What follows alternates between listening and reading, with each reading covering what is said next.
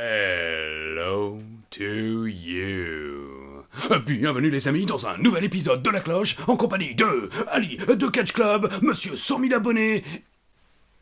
Christophe de Ajus, monsieur pas grand chose, ça va. 20 ans de carrière, 40 ans de vie et 95 kilos de graisse. Et bien sûr, les stars du programme, The Main Events. Mesdames et messieurs, les pops de Ali de Catch Club. Bonjour les pops. Oui, c'est nous. On est là, on est les stars. C'est la version, c'est l'épisode comédie musicale. Exactement, la Nouvelle-Orléans, la fête, le bonheur et la joie d'être avec vous mes amis. La France gagne et nous aussi. Alors, n'attrapez pas de maladie comme France Gall. D'accord, jeu de mots vraiment pourri pour tous les boomers qui nous regardent. En tout cas, bisous à tous les spectateurs, et Ali et Christophe, on vous dit merde pour cette émission. Ah, je crois qu'elles le disent gentiment. Face turn à nouveau ? Oui, nous on tourne nos faces. Merci. Bon bah écoutez, ça sera pas le plus légendaire des débuts, mais bon, en tout cas, bonjour les pops, bonjour Ali, et bonjour à toutes et à tous. Bonjour à toutes et à tous, bienvenue à l'épisode de La Cloche numéro 60. Je vais parler un peu plus fort, parce que je parle pas assez fort lors de La Cloche, c'est vrai, vous me l'avez fait remarquer.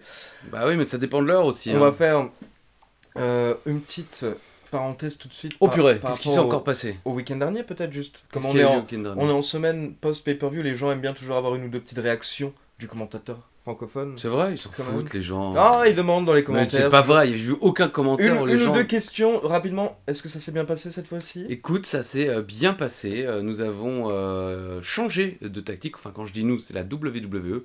Nous sommes passés par un programme différent qui permet, je crois, d'avoir l'image vraiment en direct. Et alors, le truc, c'est que personne ne nous a rien dit.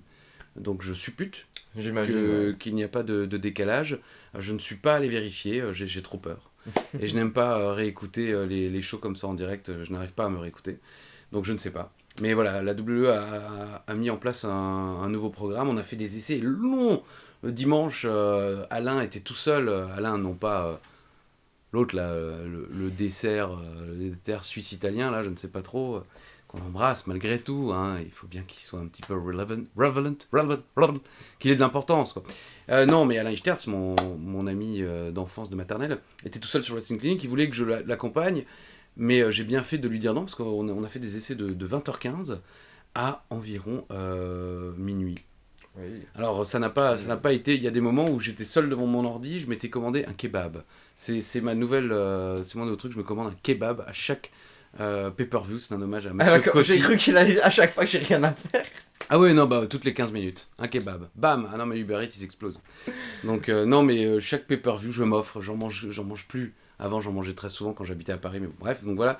Et on était devant notre ordi avec Nadir, et on écrivait du Still Need Us, guys, est-ce qu'il y a encore quelqu'un ? Et les mecs répondaient pas, mais donc, comme on sait jamais avec la WWE, à tout moment, ils peuvent te dire, bon les gars, est-ce que vous nous entendez ? Check 1, 2, check 1, 2. Ils sont où ces deux connards de français ? Ils sont où ? Donc on restait devant l'ordi, et donc je mangeais, comme ça, en attendant. Et puis au bout d'un moment, je suis parti quand même, parce qu'il n'y avait plus de nouvelles. Bah non, mais c'est vrai, le show commençait à 2h. En fait, moi, j'aurais bien aimé faire une petite sieste. Je prends toujours une douche, hein, sachez-le, les allégations de Monsieur Chéreau sont fausses. Je me lave, et principalement avant les pay-per-views, ça me permet de me réveiller. Comme ça, mon corps, je lui fais croire que c'est le matin. Là, c'est le matin, tu prends ta douche, réveille-toi, connard.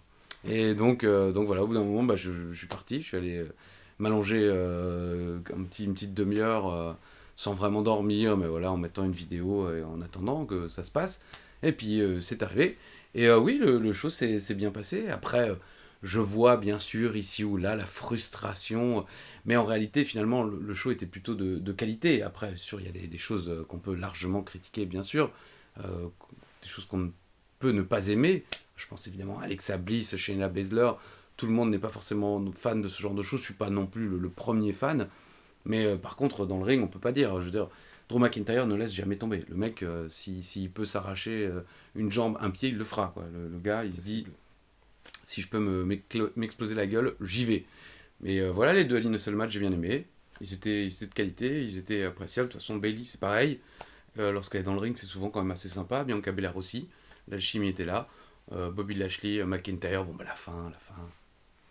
Faut bien trouver une fin. Hein. Et puis il fut un temps, enfin voilà, j'ai vu notre ami Lucas Dileo de la ICWA, Rémi, ancien bien sûr de NXT, qui avait reposté la victoire de Dusty Rhodes sur Ric Flair pour, je crois, son 3e titre mondial, où justement ça se passe sur un petit paquet. Faut pas oublier aussi que l'un des matchs les plus légendaires de l'histoire de WrestleMania, longtemps considéré comme le meilleur de tous les temps, Randy Savage, Steamboat, se termine aussi sur un petit paquet. Après, l'histoire est différente. Il y a moins d'interventions, il y a moins de choses à l'extérieur du ring, mais c'est des choses qui se font depuis toujours. Après, on est plus difficile aujourd'hui. Oui, et par rapport au pay-per-view, comme tu le disais, nous honnêtement on faisait des sondages après chaque match en live réaction, etc. La plupart des matchs ont reçu une note au-dessus de la moyenne de la part des gens qui étaient dans le chat et tout. Tout le monde a dit qu'ils ont passé un bon moment. Moi, comme je l'ai résumé dans ma review, c'est en gros, honnêtement, c'était un bon moment. Mais si par exemple là, lors des prochaines années, je vais sur le network, c'est pas un pay-per-view que je vais regarder. Non, bien sûr, parce que C'est pas historique ou marquant. mais c'est exactement pareil. Du temps de l'Attitude Era, il y avait des pay-per-view magnifiques avec des combats. À l'époque, on trouvait extrêmement bons et tout, parce que pendant l'Attitude Era, il y avait énormément de pay-per-view pourris, même des pay-per-view presque qui sont restés dans la légende, mais les matchs étaient nuls, ça durait 5-6 minutes. Et t'as d'autres pay-per-view sortis de nulle part. Parfois, t'avais un bon match auquel tu ne t'attendais pas, mais qui sont pas restés dans l'histoire parce que il s'est rien passé de majeur. Voilà. Et peut-être aussi, ça vient du fait qu'ils ont placé Lashley McIntyre en fin. Et donc, moi je voyais en direct sur Twitter les fans francophones qui s'attendaient peut-être à une intervention, un retour de Lesnar, des débuts, parce que c'est le main event, donc tu t'attends à quelque chose d'incroyable. Et que ce soit le heel qui gagne après une intervention et un roll-up, c'est sûr que ça peut décevoir. Donc peut-être aurait-il dû mettre Bayley, Bianca Belair pour une fin un petit peu plus joyeuse. Mais sinon, eh ben, c'était pas aussi... C'est aussi l'époque, hein, je veux dire, quand... on n'est plus dans la demi-mesure. Quand on n'aime pas, c'est de la merde. Quand c'est génial, c'est le meilleur truc de tous les temps. Et il n'y a plus d'entre les deux. Ouais, c'était sympa, on a passé une bonne soirée, on n'a pas vu le temps passer. Alors c'était exactement ça. C'était sympa, on n'a pas vu le temps passer. Pour moi, c'était plutôt ça, cette soirée. Pas historique, mais un bon moment sur le coup même. Et à partir du mois prochain, le retour du public. Prochain pay-per-view, Money in the Bank, retour du public. Donc voilà. Pour moi, ça va se relancer, en tout cas, je l'espère. Bah, je rien croise que les pour doigts. ça va être très... on va voir... parce qu'après 1 an et demi, on ne sait plus comment le public va réagir pour telle ou telle superstar. C'est vrai. Parce que Drew McIntyre, quand le public est parti, ben, il était au sommet de l'affiche. Mais là, est-ce que maintenant les gens n'en ont pas marre? Parce que finalement, le mec est en train de devenir faussement John Cena au moment où on en avait marre de lui. C'est-à-dire, il est en train de devenir le Charlotte Flair au masculin. Je prends un exemple contemporain auquel je ne m'associe pas vraiment parce que je comprends tout à fait pourquoi Charlotte Flair mange autant de temps. Parce que, force est de constater qu'elle sait quand même à peu près tout faire. Mais Drew McIntyre, peut-être sous les gens, et on le découvrira à Money in the Bank. Peut-être que Lashley, finalement, on va être surpris, il est devenu un dieu vivant pour l'univers de la WWE. Ah non, parce que l'univers francophone, peut-être pas, mais aux États-Unis, le public réagit différemment. Bah, je pense que c'est possible, parce que McIntyre, en tout cas, moi sur internet, je le vois, pas mal de personnes commencent à être saoulées par le fait qu'il a beaucoup d'opportunités. Moi, je l'ai expliqué, les opportunités, ça me gêne pas. Ce qui me gêne, c'est que j'ai l'impression qu'il est trop lisse, en fait. Il est un gentil, et il n'y a pas quelque chose en plus, tu vois. Il faut exagérer un trait, on est dans le catch. Ouais. Si tu veux être l'écossais psychopathe, ou je sais... mais alors sois juste un petit peu d'attitude. Là maintenant, c'est l'écossais historien. Je veux dire, il prend des références historiques de l'Écosse. Ouais, et il cite, sur certaines promos, il y a une promo, j'ai failli m'endormir il y a 2 semaines à Raw où il a commencé à raconter une histoire. Je te jure. C'est-à-dire que, bon, je sais pas trop pourquoi ils ont choisi cet angle-là. Alors, est-ce que c'est à la mode actuellement aux États-Unis? Parce que bon, moi, j'ai jamais vu Braveheart, par exemple, donc je suis pas du tout dans ce genre d'histoire guerrière, tout ça, de l'Écosse. Bon, enfin, ouais, je trouve ça surprenant. Enfin, je m'attends à quelque chose de différent. Effectivement, le psychopathe, c'est plus trop, parce que c'était quand il était méchant. Il y a pas longtemps, quelqu'un demandait encore Heel Face dans les commentaires. On le rappelle, pour ceux qui ne le sauraient pas encore, quand on parle d'un Heel, vulgairement, c'est un méchant. Et un Face, c'est un gentil. Babyface, on disait avant, maintenant on a coupé à Face, et ça veut dire gentil, quoi. Babyface, une tête de bébé, une tête de gentil, quoi. Quoi qu'il en soit, Drew McIntyre peut saouler. Et on verra s'il saoule, parce qu'à WrestleMania, je m'attendais à ce qu'il soit peut-être sifflé, il l'était pas. Non, mais moi, parce qu'on l'aime. On On l'aime, mais l'aime. c'est un petit peu comme Roman à l'époque. Roman à l'époque, il s'était pas trouvé et du coup les gens commençaient à le huer un petit peu. Là pour moi, McIntyre, il est au top, il a quasiment tout. il manque le petit truc. Ce sera peut-être sur une promo, ce sera peut-être un truc qui fait qu'il va surexploser. Parce qu'il est, il est parfait en soi, je veux dire. C'est le prototype d'un catcheur nickel pour la WWE. Physiquement, il sait s'exprimer au micro, il a le visage en plus, il a tout ce qu'il faut. Il y a tout. Après, je ne pense pas qu'il explosera. Plus que ça. Ouais, Moi, non, je vois pas, non. non, Si comme quelqu'un dit, doit c'est- exploser, ça dépend. à mon avis, c'est comme un peu en politique ces dernières années. Emmanuel Macron, par exemple, on n'en avait pas tant entendu parler que ça. Bien sûr, il était ministre et tout, mais personne n'aurait imaginé 2 ans avant qu'il soit président. Trump non plus. Bon, Trump était une méga star mondiale, mais personne n'imaginait Obama non plus devenir président des États-Unis. Je pense que dans le catch, c'est un peu pareil. Je crois que la prochaine grosse star, elle est peut-être déjà là, mais on ne la voit pas encore venir. Je pense que, comme tu dis, ça va se faire sur un truc et ça va prendre ou pas. Donc on repart, enfin on part même à la Nouvelle-Orléans pour WrestleMania 34 2018. Gros week-end, un énorme NXT TakeOver. Donc c'est parti. C'est parti. Tu nous racontes ton voyage. Alors oui, le voyage, ça commence à devenir un petit peu tout le temps la même chose, hein, finalement. Départ à 6h52 du matin. Ouais, j'ai retrouvé les stories en fait. Hein, ne croyez pas que... Certaines personnes notent aussi, il n'y a pas longtemps, il a une mémoire d'éléphant. Ah non, franchement, le mec, j'oublie 95% de ce qui arrive de ma vie. C'est même honteux, parce que je veux dire, j'ai serré la main à l'Undertaker lors du dernier show où nous étions, et j'ai réussi à l'oublier. Bon, c'est parce que j'avais pas oublié le serrage de main, mais bref. Départ, levé à 6h59. Philippe Giraud descend à 7h, sort de l'ascenseur. Nous sommes actuellement au 212 avenue du Président Wilson, à la Plaine Saint-Denis, au Ibis Styles, hôtel utilisé par The Voice et The Voice Kids. Et c'est dans cet hôtel en général, mais au passé, c'était dans cet hôtel en général que je dormais lorsque je devais dormir à Paris, notamment après les directs de Raw le mercredi, parce que je ne pouvais plus rentrer en Alsace, puisqu'il n'y a plus de train. Après 21h, les mecs, vous voyagez plus. Vous restez sur place et fermez vos gueules. Donc voilà, je dormais dans cet hôtel. Le quartier, c'est pas la grande joie. D'ailleurs, pas loin, il y a la Montjoie, justement. Hein, les gens du 9-3 reconnaîtront cette blague. Mais l'hôtel est sympa. C'est un petit hôtel sympa, Ibis Styles. L'équipe est très gentille. Donc si d'aventure un jour vous devez aller à Paris, les chambres sont pas extrêmement chères parce que ce n'est pas à Paris même, mais c'est très très proche de Paris. Il y a souvent des touristes là-bas qui vont. Après, comme dit, le quartier peut un petit peu faire peur parce que il y avait la... comment on appelle ça? Pas une montagne, la colline. La colline à Crac était à quelques centaines de mètres, à 1 kilomètre environ de là-bas. Donc ça peut évidemment impressionner quand on ne connaît pas et qu'on n'est pas habitué à ça. Et donc, bon. Mais l'équipe est vraiment très sympa. Hein, si vous y allez, dites-leur que vous me connaissez. Hein, j'y ai passé énormément de temps, je les connais tous. Donc, et ça fait longtemps malheureusement que je n'ai pas pu m'y rendre.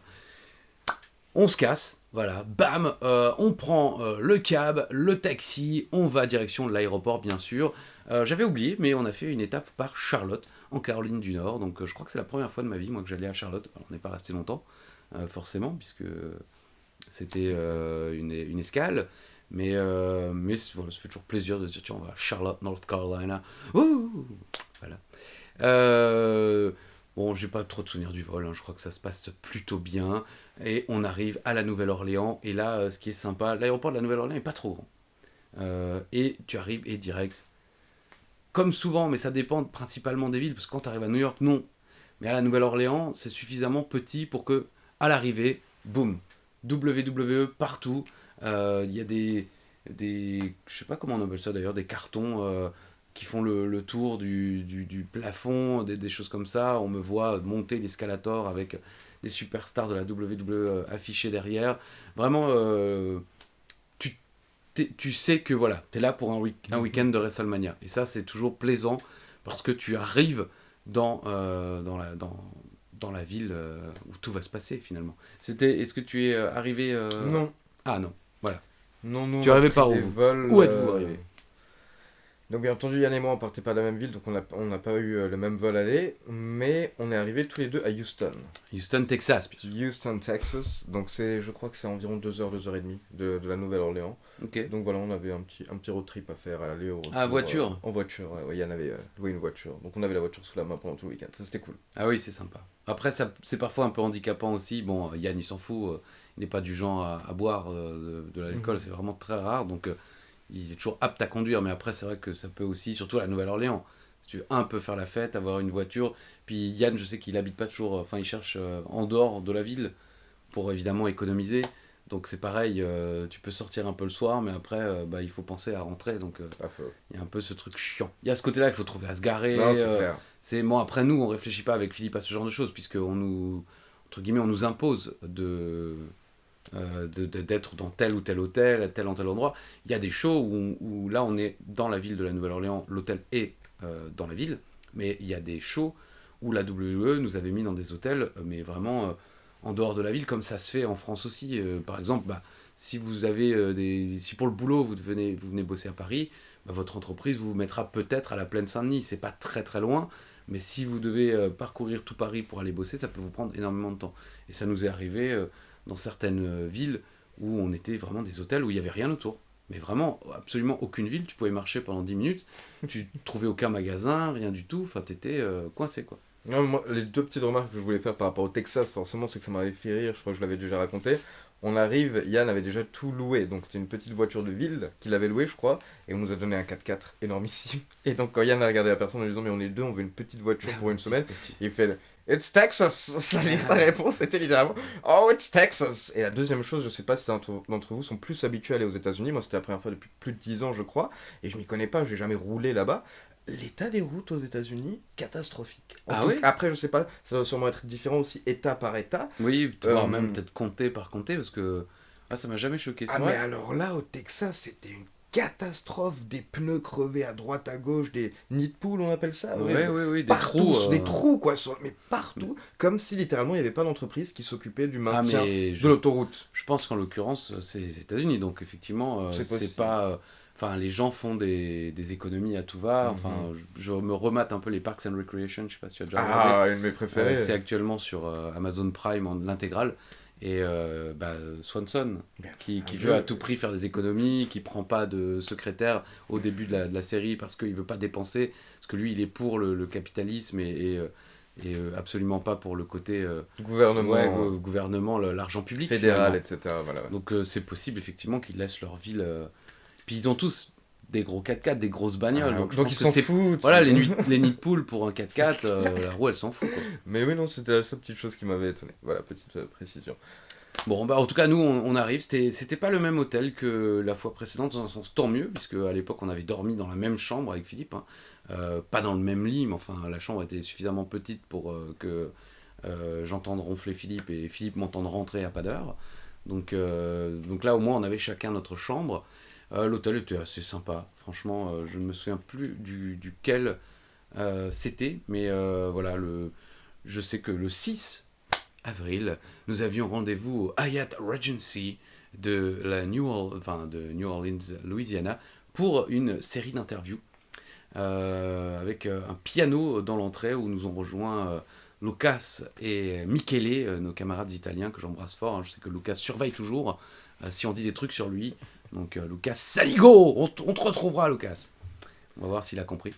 Mais donc on les avait rejoints et je me souviens que Philippe avait fait son malin parce que Philippe joue du piano, je l'ai déjà dit. Hein. Donc on les a rejoints là et on a fait donc ces interviews. Je l'ai déjà expliqué. C'était pas toujours le cas, mais là à partir de quelques shows auparavant, c'était devenu la norme. Une grande pièce, donc rien à voir avec ici, et sur le mur des WWE un petit peu calés. Collé sur le mur, tu vois, avec de la pâte à fixe, certainement, et à hauteur à peu près. Pour que enfin, ça se voit quand sur on est les debout. fonds Exactement, partout. c'est pour habiller, en fait. C'est pas comme ici où, effectivement, bon, bah, le mur est habillé de pop, mais enfin, si vous regardiez derrière, il y a du papier peint de légende, enfin, je veux dire. 70s, mesdames et messieurs, 70s. Ouais, oui. Au moins. Oui, et puis 70s, 1870s. 70s à Tombouctou, quoi. Je veux dire, c'est pas les mêmes 70s, quoi. Mais donc, ouais, ils habillent un petit peu le mur. Il y a également des... Ah, j'ai oublié le nom d'ailleurs. Des kakémonos, je crois que ça s'appelle. Oui. Bah, c'est-à-dire des trucs déroulants avec Ok, le ouais. logo WWE. Je crois que ça s'appelle des kakémonos, mais je suis pas sûr. Je crois que si. Bon. Ça permet d'habiller en fait. Et donc vous avez cette pièce immense. Au milieu, bah, il n'y a rien, tout simplement. Et tout autour, les journalistes se posent, chacun ont un petit bout de mur, et les superstars arrivent les unes après les autres dans cette pièce, et les officiels de la WWE qui gèrent 4-5 superstars chacun, bah, vont les envoyer les uns après les autres aux différents médias. Donc vous êtes là dans la pièce, à côté de vous, vous avez quelqu'un qui interviewe peut-être Dolph Ziggler, là vous avez quelqu'un qui interviewait encore à l'époque Rousseff, et puis et nous qui attendons, sans savoir véritablement, c'est ce que j'ai déjà expliqué, vraiment, qui va arriver. Donc ce jour-là, on avait eu quand même Bayley, Sasha Banks, Becky Lynch, qui est toujours un bonheur. Elle est toujours heureuse de nous voir, elle est toujours gentille. Bon, je pense qu'elle est gentille avec tout le monde, hein, il faut être honnête. Mais il y a toujours vraiment un côté ensoleillé d'avoir Becky Lynch, parce qu'elle nous connaît, donc elle sait que c'est sympa, on se prend pas la tête. Parce que les autres, certains ne nous connaissent pas vraiment. Je sais pas si on avait déjà eu Sasha Banks par exemple. Donc c'est la première fois, donc elle s'attend au début à avoir des gens normaux. Et puis petit à petit, elle se rend compte que c'est pas tout à fait le cas, mais elle sait pas Ah! si elle peut ou pas aller.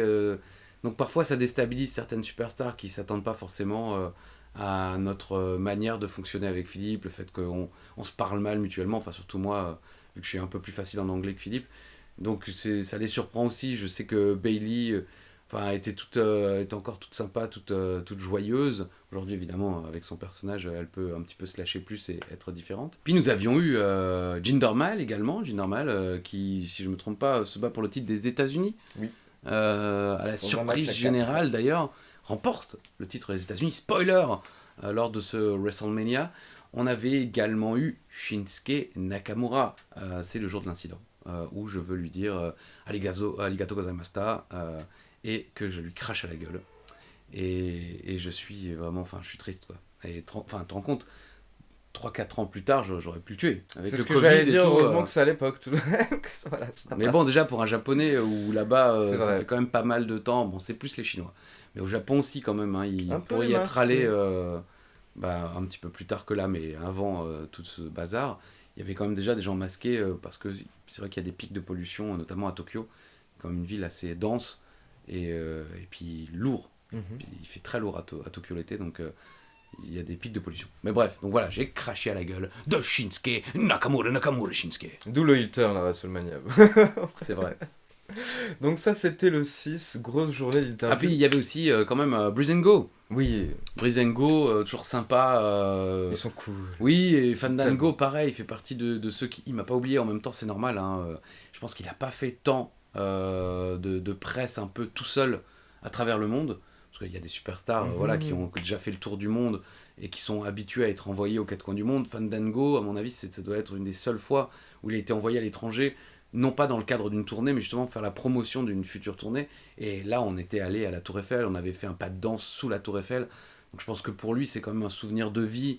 Tu vois, il sera jamais champion de la WWE au main event de WrestleMania, mais il peut quand même dire qu'il est allé un peu partout dans le monde et que il a pu faire une émission sous la Tour Eiffel, même si c'est avec moi. Donc ça, il l'oublie pas. Et on a ce petit band together, quoi. Fandango. Il était tellement bon. Puis il est toujours tellement bon. Bah, il présente d'ailleurs, j'aime bien cette émission, les top 50 tag team avec bah, Tyler Breeze justement. Et vraiment, je vous conseille si vous avez le network, évidemment.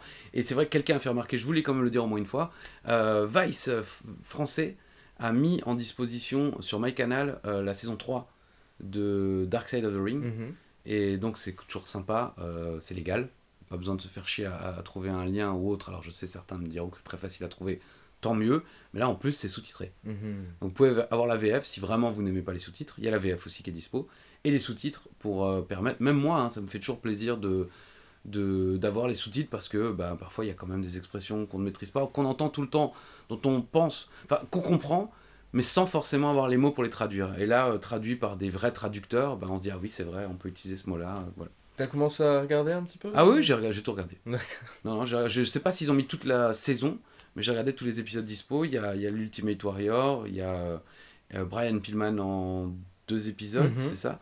D'ailleurs, enfin très touchant, Brian Pillman Jr. Je crois que c'est le seul que j'ai pas vu pour le moment. Ah bah Justement, franchement, celui-là. il est vraiment bien. En plus, moi j'adorais Brian Pillman, son personnage, même avant Flying Brian Pillman, qui était très Flying Brian d'ailleurs, ça s'arrêtait là. Enfin, il était très avant-gardiste, sans vraiment l'être, mine de rien non plus, parce que des Édouard Carpentier et autres faisaient déjà des manœuvres aériennes folles. Mais bon, voilà, il était très facile, donc j'adorais son personnage. Nick Cage, Moi, c'est que celui qui j'ai m'intéressait le plus. bah, moi j'ai découvert Nick Cage, hein. Franchement, je connaissais de nom, mais Et je ne connaissais absolument rien de sa vie. Je suis pas du tout CZ, je suis pas du tout ok. catch hardcore. Franchement, ça m'a limite dégoûté. J'ai 40 piges. Je vous dis pas qu'à 20 piges, j'étais fan de la IC Dub. J'ai regardé les King of Deathmatch avec Terry Funk, Cactus Jack, bien sûr, Tiger Jitsing et toute la troupe hardcore de l'époque. C'était déjà dégueulasse et je trouvais ça franchement décevant. Parce que je lisais les résultats, j'avais commandé la cassette. Et j'étais comme un fou quand j'ai reçu la cassette. Je me dis, putain, ça va être ouf. Et en fait, non, c'est de la merde, quoi. Enfin, à la IC Dub, il se passait au moins des trucs. Il y avait des Rob Van Damme, il y avait des Lance Storm, il y avait des Chris Candido, il y avait du.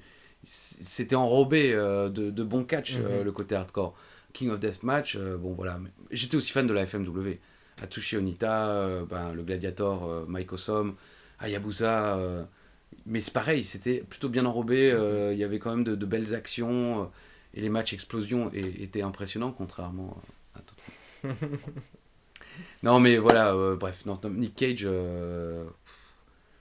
Autant New Jack qui nous a quittés récemment, j'étais fan plus jeune et en vieillissant, je me suis rendu compte que c'était quand même pas un mec.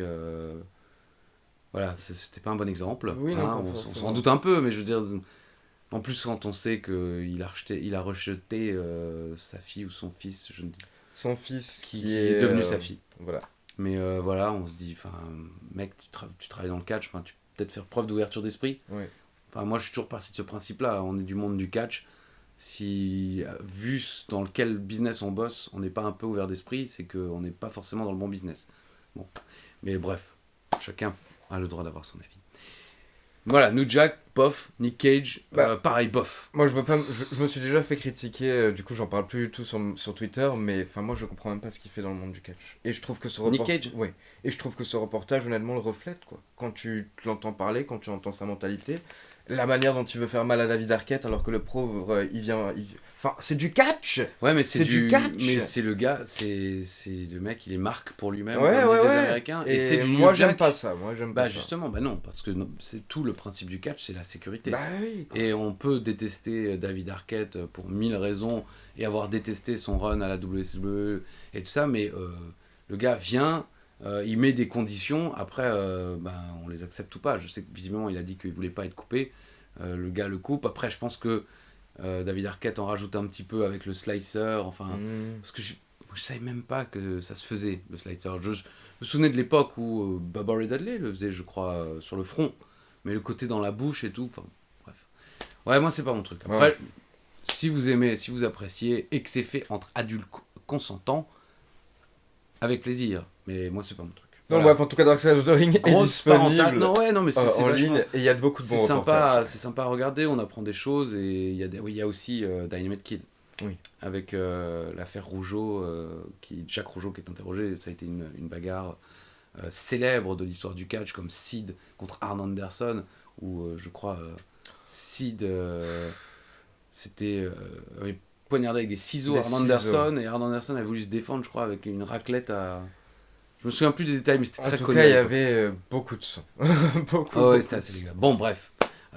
Malgré tout, les images sont choquantes pour Nick Cage, par exemple, mais c'est aussi parfois bon de connaître le contexte de tout ça et de se rappeler, malgré tout, que les anciens aujourd'hui, clin d'œil, Monsieur l'Undertaker, trouvent que les jeunes sont un peu trop lisses, mais en même temps, quand on voit comment les précédents ne l'étaient pas du tout, bah, je préfère quand même.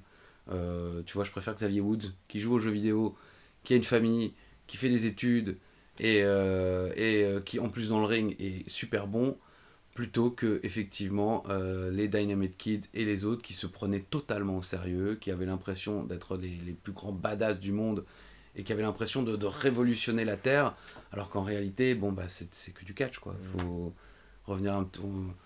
La WWE le dit, après c'est souvent moqué, mais ça reste ça reste du divertissement, et donc on est là pour apaiser un petit peu les tensions des gens. Je l'ai souvent dit à la presse quand on m'interroge, le catch c'est un exutoire. Ça permet aux gens qui sont vénères en arrivant de tout lâcher et puis d'être épuisés, mais de fatigue et de bonheur, ou parfois plus de fatigue, on va en reparler je pense dans quelques minutes, à la fin du show. Tu étais donc présent le 6, est-ce que tu étais au Hall of Fame? Montre-moi, parce que La tête d'affiche était Goldberg. Euh... Double J, on le précise, donc Hillbilly Jim, Mark Henry, Ivory, Oui. les Dudleys. Bien sûr. Oui, non, j'étais là. Alors, c'est fou parce que j'ai totalement oublié Goldberg, mais alors je n'ai absolument pas oublié Billie Jean. Mais pareil. Ah oui, c'est normal, il fait 40 minutes. On est à l'hôtel, Yann me dit je vais me doucher. Il va prendre une douche, je sais plus, il se rase et tout, il ressort, il fait mais putain, Hillbilly Jim, il a pas terminé sa promo. Et je fais non. Ah, c'était ouf. Bah, je crois que ça a été... autant j'avais déjà parlé de Ric Flair, qui avait pris son temps et tout, et encore c'est Ric Flair, donc c'est normal. Et après, ils avaient quand même essayé de réduire et tout. Mais là, Billie Jim, si aujourd'hui ils balancent de la zik comme aux Oscars, parce que aux César ils le font pas trop, mais c'est, je pense, la faute de Billie Jim, quoi. Ouais, Ah non, le gars... en plus, on aime bien Billie Jim, on a rien contre lui, mais enfin, bon, c'est Billie Jim, quoi. Pardon, le mec, il a jamais gagné un seul titre. Il a été vite fait manager des Godwins. Mais il avait beaucoup de choses à dire. Et voilà, putain, bon, en plus, il débute parce qu'il était fan de Hulk Hogan. Sa première gimmick, c'est il regarde la télé avec sa old mama dans sa ferme, il est fan du Hulkster, et c'est ça sa première gimmick, quoi. Fermier fan de Hulk Hogan. Le mec finit Hall of Fame, quoi. On passe au lendemain, samedi. Interview ou pas durant la journée? Bah non, je ne pense pas. Non, franchement, puisque c'était la veille, on est d'accord, c'était le 6. Donc non, je pense que le samedi, je ne sais absolument pas ce qu'on a fait, cela dit, puisque je n'ai absolument rien noté dans mes notes, hein, ça rassurera certains. Donc non, voilà. Donc NXT Takeover New Orleans, on est obligé d'en parler juste 2-3 minutes, parce que c'était phénoménal. C'était phénoménal. Pour vous dire à quel point c'était fou. On a 2 matchs qui sont préenregistrés donc pour la semaine suivante. Kerry Sane qui bat Lacey Evans, puis Heavy Machinery, Otis et Tucker, qui battent Riddick Moss et Tino Sabatelli. On passe donc ensuite au premier match de la carte principale de NXT TakeOver, un ladder match pour couronner le tout premier NXT North American Champion, le champion nord-américain, Adam Cole contre EC3, contre Killian Dane, Lars Sullivan, Ricochet, Velvet Dream. Énorme match. Aucun souvenir, c'est Alors, fou. Oh, pourtant, le prochain match, j'en ai un souvenir. Mais... Moi, pour te dire mon souvenir de ce match, perso, on se pose avec Yann dans la salle. Et il faut savoir que pour se faire un petit kiff durant le week-end, on a commencé notre week-end avec un show indépendant. La Progress Wrestling, qui est donc une fédération britannique, mais pour la peine qui est allée faire des shows aux États-Unis pour le week-end de WrestleMania. Et honnêtement, c'était un énorme. Parce que, comme vous le savez, les gens qui sont sur circuit indépendant finissent souvent les grandes stars à la WWE. Et là, sur le show de la Progress, il y avait Keith Lee, il y avait Riddle. La moitié des noms aujourd'hui sont à la WWE ou à la AEW. Donc c'était un show énormissime. Il y avait Zack Sabre Jr. contre Walter, quoi, je veux dire. C'était vraiment un très très bon match. Mais par contre, c'est un show indépendant. Donc ça veut dire que c'est dans une sorte de gymnase. T'as pas de lumière, t'as pas d'entrée. Moi, la première fois que j'ai vu Walter catcher, c'était en France et c'était une kermesse. Hein. Voilà. On était entre les barbes à papa et les auto-tamponneuses. Donc, et bon, après c'était le début de sa carrière, hein. Il se faisait encore appeler, je crois, Big Van Walter à l'époque. Et donc lui, il était pas choqué, parce que forcément, le mec, je pense même, c'était peut-être la première fois qu'il venait en France, enfin, catcher, donc il était plutôt content d'être là. Mais ça fait partie ça, hein. Oui, tu sais jamais... Mais en tout cas, voilà, je suis indépendant, bien entendu, il y a beaucoup moins de moyens. Il y a un ring, on met la salle dans le noir, 2-3 projecteurs, et voilà. 2-3 spots. Là, on arrive dans une arène de NBA, je veux dire, c'est autre chose, des lumières partout, et ci et ça. Et ci et ça. Et si, enfin, on a 2 matchs, puis on a un petit concert de rock que Yann a détesté à ce moment-là, il en pouvait plus. Puis on a ce match qui commence, et ça part, mais tellement dans tous les sens lors du premier match de la soirée, qu'à un moment je me retourne vers Yann et j'ai les larmes aux yeux. Et je fais, mais mec, j'arrive pas à croire que je suis ici. J'arrive pas Ah, à c'est ton croire premier que je suis week-end ici. WrestleMania aussi, Mais hein. c'était Il faut le rappeler. Hein. tellement bien. J'essaie d'essayer de transmettre aux gens à quel point vous pouvez même pas imaginer sur place. Pour ceux qui rêvent potentiellement de se le Bah oui, faire. non, mais c'est gigantesque. Même. Enfin, quelle que soit la période, parce que toi, forcément, t'as eu une période plus folle du catch où t'aurais été un dingue si t'avais vu la Ah NWO, oui, j'allais te ce dire, genre de voilà, choses. Moi aussi, si j'avais pu aller voir un show aux États-Unis, ou un show 88, ECW à l'arène 89, ECW. bah voilà, on serait comme des dingues. Mais même là, c'est juste, bah oui, Ah, c'est génial. la tension qui règne et l'ambiance, et surtout dans les takeovers, parce que voilà, le public, c'est un petit peu comme les Raw du lendemain à l'époque, c'est-à-dire que le public vient principalement faire la fête. Donc ils sont extrêmement, pas forcément peu regardants, parce que de toute façon les catcheurs offrent un très bon spectacle, mais ils sont à fond dedans, ils vont tout aimer, ils sont là pour aimer. C'est aussi d'ailleurs, c'est marrant, parce que dès le lendemain, t'as WrestleMania, et là tu te sens que il y a un truc qui s'est passé dans leur cerveau, et ils viennent pour tout critiquer. Mais takeover, ils y vont parce qu'ils vont tout aimer. Ah non, c'est clair, c'est l'amour du catch dans un NXT TakeOver. Et puis tu découvres pas mal de choses que tu ne vois pas forcément à la télévision, notamment l'importance des arbitres, ça on sait tous qui sont très importants. En plus avec un match avec pas mal de catcheurs, enfin, et les échelles, les arbitres qui parfois, et tu vois vraiment pas la caméra quand ils tiennent l'échelle Bien de sûr. tout en bas. Il y a quasiment à tous les spots, les arbitres en fait tiennent l'échelle. Ouais, mais parce qu'avant ils le faisaient pas et les échelles se dérobaient sous les pieds Voilà, des mecs et les mecs manquaient de se exactement. tuer, donc forcément. Et du coup, en fait, mais c'est tellement bien fait parce que tu le vois pas à la caméra. Lors du match, à un moment, il y a un catcheur qui se blesse et qui commence à saigner. Ça s'est pas vu. J'ai regardé le show après à la télévision, ça se voit pas à la télévision parce que voilà, ils savent où se mettre au bord du ring et les arbitres s'occupent de. Enfin, c'est tout un réglage et tout qui, moi, m'avait incroyablement impressionné. Et petite précision par rapport à son NXT TakeOver, ce match à 6 et le main event reçoivent tous les deux 5 étoiles de la part de Dave Meltzer, ce qui était jamais arrivé, je crois, à la WWE depuis 10 ou 20 ans. 2 matchs dans le même show, 5 étoiles. Donc c'était vraiment un très très gros niveau qualité dans le ring, incroyable. Incroyable. Effectivement. Donc toi tu le rappelles, tu me disais du second De match. Shayna Baszler à Ember Moon. Ok. Bah ouais, étonnamment. Parce que Shayna Baszler devient championne. Mhm. Et c'est le début effectivement du sacre. Je me souviens aussi du main event, hein, en toute honnêteté, Bien parce sûr. que j'avais pas particulièrement suivi la feud de près, mais il y a toujours le clip d'avant, tout est bien raconté, et puis là pareil, la tension est palpable. Autant le spot fest de l'échelle, forcément c'est plaisant à regarder parce que ça part dans tous les sens, mais là t'as un vrai match à l'ancienne de... Ouais, un grudge match. En plus, c'est même pas pour le titre. Le match pour le titre, Aleister Black Mhm. face à Andrade. Andrade, quoi. Est-ce que c'est dans ces moments-là que notre ami Tommy s'est rapproché de... C'est ce que je me suis notre posé amie comme Zelina. question juste avant. Peut-être. Peut-être, ouais. Ah oui, peut-être. L'amour. Quelques petites précisions aussi par rapport au tag team match. Donc on avait dit Undisputed Era, Adam Cole et Kyle O'Reilly. Pour info, Adam Cole remporte donc le championnat nord-américain. Grosse victoire, grosse pop de la foule. Et il recatch un peu plus tard Adam Cole et Kyle O'Reilly contre les Authors of Pain, contre Pete Dunne et Roderick Strong. Lors de ce match, c'est le heel turn de Roderick Strong contre Pete Dunne qui permet justement à The Undisputed Era de remporter le Dusty Rhodes tag team classique. Et à ce moment où du coup Roderick Strong prend le bras d'Adam Cole et il transfère le bandeau en fait qu'il y a autour du bras d'Adam Cole autour de son bras pour lui faire comprendre qu'il rejoint le clan. Puis derrière, ils arrivent au niveau de l'entrée. Et là, Bobby Fish vient aussi. Blessé parce qu'il était blessé, en fait. C'est pour ça qu'il n'avait pas pu participer à ce match. Il avait été remplacé par Adam Cole. Mais c'est la création de la vraie Undisputed Era. Petit clin d'œil à Roderick Strong, vu qu'il vient de créer son nouveau clan. Oui, tout à fait. Cette semaine à nouveau aussi. Spoiler, mais on vous dit pas avec qui. Spoiler de NXT. Et puis pour le main event aussi, donc comme tu le disais, 2 autres détails. Moi, Aleister Black, son entrée, si vous regardez sur Network, c'est une des rares fois où vous avez la majorité de la salle qui chante son thème. Alors que c'est pas un des thèmes que les gens chantent habituellement. Et là même Yann était choqué. Il se retourne vers moi parce que je l'ai sur la caméra, j'ai filmé plein de moments et donc moi je les regarde de temps en temps. Et t'as Yann qui se tourne vers moi et qui fait « Mais ils sont en train de chanter son thème !» Genre je ne connaissais pas les paroles. On était choqués par ça.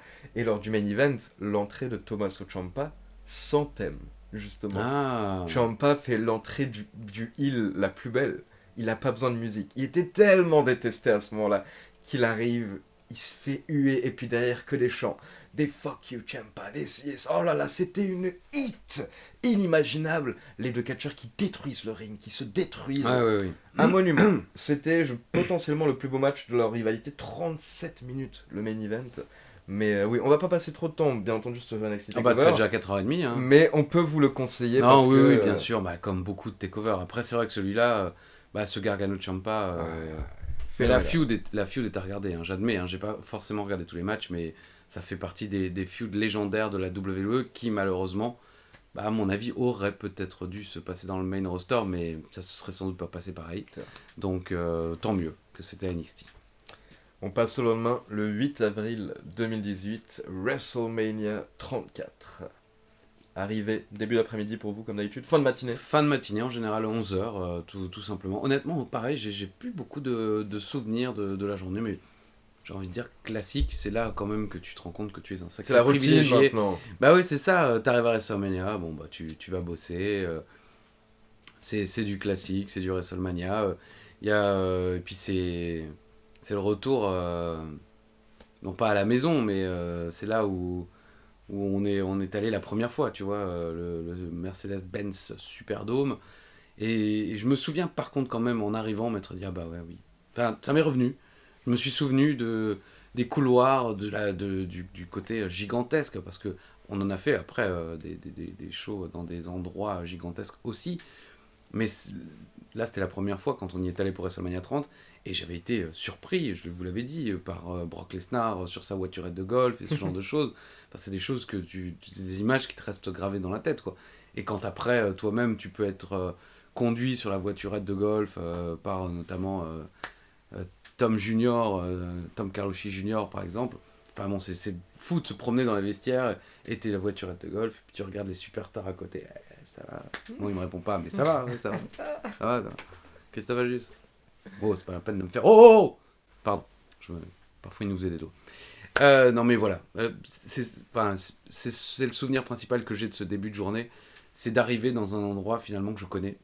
Et le côté justement extrêmement fou, je le dis à chaque fois, mais c'est vrai, comme au Barclays Center, de se dire putain, je suis à la Nouvelle-Orléans, je suis au Mercedes-Benz Superdome. C'est une des salles les plus grandes, peut-être pas du monde, mais en tout cas des États-Unis. Et voilà, et j'y suis presque comme à la maison. Donc tu te dis que voilà, parfois la vie sert à quelque chose. Non, je savais pas comment finir cette phrase. Mais on est bien. On est bien, on est à WrestleMania, on bosse, on est plus ringside, on s'en fout, c'est pas grave. On est dans le show, on fait partie de ce Barnum. Non, puis la Nouvelle-Orléans est une belle ville, je trouve. Le Mercedes-Benz Dome, Mercedes-Benz Superdome. Non, Superdome, oui. Superdome est une Et belle... il est dans la ville. Il est dans la ville, donc c'est pratique. T'es L'entrée... pas obligé de faire 50 bornes pour y arriver. Non, mais ça parlait le connard de privilégié. Ouais, t'es pas obligé de faire 50 bornes pour y arriver. Tu mets pas 4 heures pour en repartir. Tu peux même repartir à pied du Mercedes Superdome. Bon, là, l'hôtel était pas tout à fait à côté non plus, mais il était pas non plus loin. Donc tu y es très vite finalement, quoi. Puis en plus, comme tu... Enfin, je rappelle, donc nous, on était en voiture, honnêtement. Aucun souci pour se garer à un parking juste à côté. Peut-être que je mettrai quelques images de mes vlogs, mais je veux dire, t'as ce petit délire où t'arrives donc vers le Superdome. À un moment, quelques mètres avant, il y a un autre parking où là, il y avait des centaines de personnes qui étaient en train de faire une fête comme ça. À Musique, l'américaine, c'est souvent musique ça WWE sur un qui parking. tourne, et oui, et puis quelques fûts de bière, et puis voilà, c'était le petit pré-show, on va dire. Il y a des moments, on est passé là-bas, on a commencé à danser, on s'amuse. Enfin, c'était un délire. Tu commences à arriver au stade, donc il y a des entrées autour de tout le stade, comme tout grand événement pour faire rentrer les gens assez rapidement. Petite info, parce que je sais qu'il y a des années par la suite où c'était un peu plus compliqué. Il y a une année notamment où WrestleMania avait commencé avec personne dans le stade. Oui, ou même un SummerSlam, Ou si c'était je un me souviens SummerSlam, pas, peut-être. si je me trompe pas. Mais là, par exemple, on a dû mettre 5 minutes, je pense, au niveau de la queue. C'était Non, c'est très bien ultra organisé. rapide. C'était ultra rapide, aucun souci pour passer et tout. On était à nos places en 2 secondes, donc grâce au 34, vraiment nickel. Et on va passer donc d'abord au kick-off. Vous vous mettez en place après le kick-off, vous, pendant le kick-off? Je pense pendant, mais je ne sais plus si c'était pendant l'un des matchs, mais en tout cas oui pendant le kick-off. Je pense pendant l'un des matchs parce que ça permet de passer, de fendre la foule. Quelques petites informations par rapport à ce WrestleMania. Donc d'abord par rapport à John Cena. Cena, il voulait absolument avoir une place à WrestleMania. Il a participé au Royal Rumble, il a perdu. Il a participé ensuite à un Elimination Chamber match pour se qualifier. Il a perdu. Il a perdu. Il a participé ensuite au match pour le titre de SmackDown Il a juste avant. Il a perdu. Donc en fait, après il vient, il fait ben, je sais plus ce qu'il me reste à faire. Je veux pas voler la place de quelqu'un. Bon, il me reste une chose. Je défie The Undertaker. je défie Oui. Undertaker à WrestleMania. Puis il l'a fait plusieurs semaines de suite, mais Il pas a de fait réponse. plusieurs semaines de suite.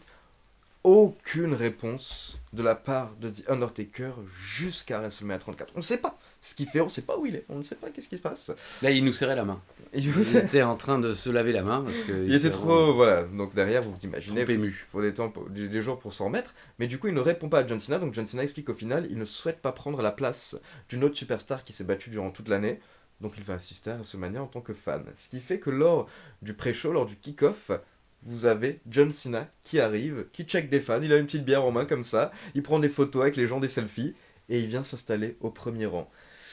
Ça ajoute tout de suite quelque chose, je trouvais, au show. Ah bah, tu je vois, trouvais que c'était c'était, une très bonne idée. Ça permet aussi de justement de valoriser les fans et ça faisait des plans sur les fans.